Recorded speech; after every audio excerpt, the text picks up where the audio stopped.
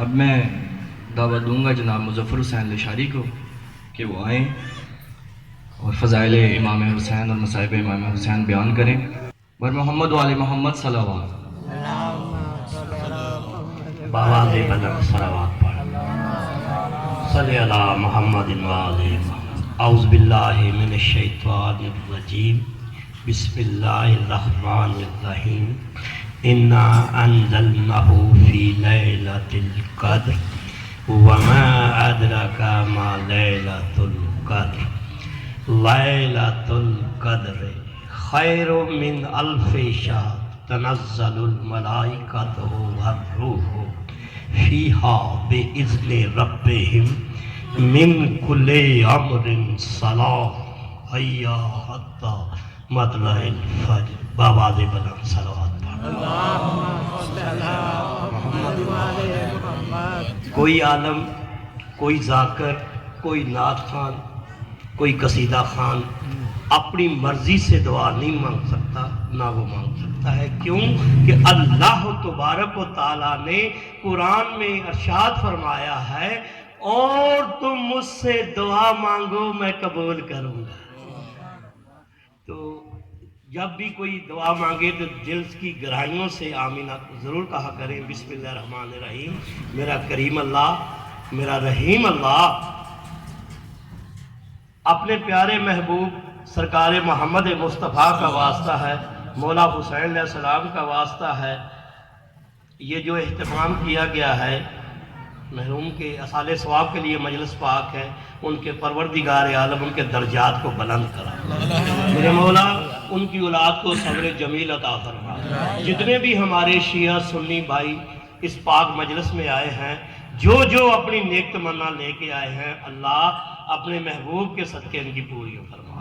میرے مولا اگر ان میں کوئی بیمار ہے انہیں صحت کلی عطا فرما دے، اگر کوئی بے روزگار ہے تو انہیں عمدہ روزی عطا فرما دے، اگر کوئی بے اولاد ہے تو ان کو اولاد جیسی نعمت فرما۔ اللہم صلی اللہ محمد و آل محمد۔ نعرہ تکبیر، اللہ اکبر، نعرہ رسالت، یا رسول اللہ، نعرہ حیدری، یا علی۔ ماشاءاللہ بآواز بلند صلوات پڑھ لیں۔ اللہم صلی اللہ محمد و آل محمد۔ کیونکہ یہ سرکار کی آمد کا مہینہ ہے، ہر کوئی خوش ہے، بچے بھی خوش ہیں، جوان بھی خوش ہیں، ضعیف بھی خوش ہیں، لیکن بس جو اللہ کو منظور ہوتا تھا۔ شاہ صاحب کی جب رحالت ہوئی ہے، انتقال ہوا ہے، بہت اچھا دن آیا ہے 15 ربیع الاول۔ پروردگار عالم یقیناً ان پر کرم کرے گا۔ ایک دفعہ صلوات پڑھ۔ شیعہ سنی بھائی بیٹھے ہو تو پہلی بات کرنے لگا ہوں، اگر کوئی ہمارا شاعر، ذاکر یا ہمارا کوئی سنی بھائی نعت لکھے تو وہ ایک کاپی بن جاتی ہے۔ وہ کاپی اتنی معتبر ہو جاتی ہے کہ آپ اس کو زمین پر نہیں رکھ سکتے، سینے سے لگاتے ہیں، اس کو چومتے ہیں۔ کیوں کہ اس پر سرکار محمد مصطفیٰ کی نعت یا مولا علی کا قصیدہ لکھا ہوتا ہے۔ دوسری بات، ہمارا سنی عالم کرام یا شیعہ عالم کرام کچھ لکھے نا تو وہ کتاب بن جاتی ہے، اسی طرح وہ کتاب معتبر ہو جاتی ہے۔ اس کو آپ معاذ اللہ خدا نخواستہ زمین پر نہیں رکھ سکتے، سینے سے لگا سکتے ہیں، اوپر رکھ سکتے ہیں۔ اگلا جملہ انشاءاللہ ہر میرے بھائی کو بہت اچھا لطف آئے گا، بڑی عبادت ہوئے گی۔ پہلا میں نے جملہ کہا ہے، کوئی شاعر لکھے تو کاپی بنتی ہے، دوسرا لکھا ہے کوئی عالم لکھے تو کتاب بنتی ہے۔ تو جب اللہ اپنے محبوب کی شان میں لکھتا ہے، نہ وہ کاپی بنتی ہے نہ وہ کتاب بنتی ہے، بلکہ وہ قرآن بن جاتا ہے۔ ماشاءاللہ، ماشاءاللہ۔ قرآن کا دیکھنا ثواب، قرآن کا پڑھنا ثواب، قرآن کی تلاوت کرنا ثواب۔ اب ایک ربائی پڑھوں گا انشاءاللہ تعالیٰ، اگر ربائی پسند آ گئی تو آپ نے نعرہ ضرور لگانا ہے۔ آقا کی ذات پر بلند تر صلوات پڑھ۔ اللہم صلی علی محمد و آل محمد۔ خالق نے خود ہی عشق کا عنوان لکھ دیا، خالق نے خود ہی عشق کا عنوان لکھ دیا، مومن کے لیے خلد کا سامان لکھ دیا، مومن کے لیے خلد کا سامان لکھ دیا۔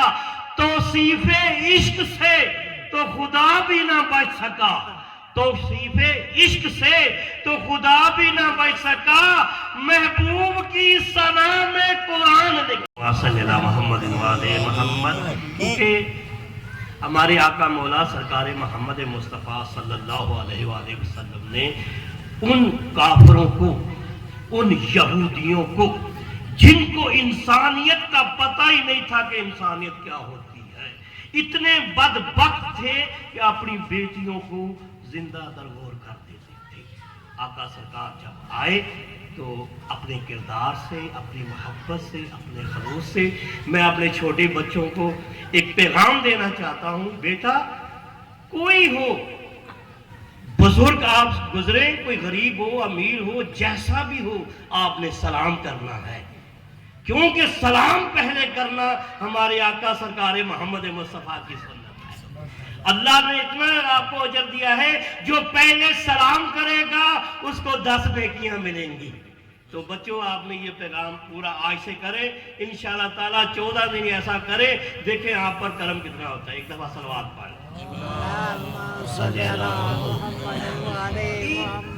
तारीख में लिखा है, हमारे दोनों शिया सुन्नी आलम कराम ने ये लिखा है, एक ज़हीफा माई थी, 60 या 70 साल उसकी एज लिखी है।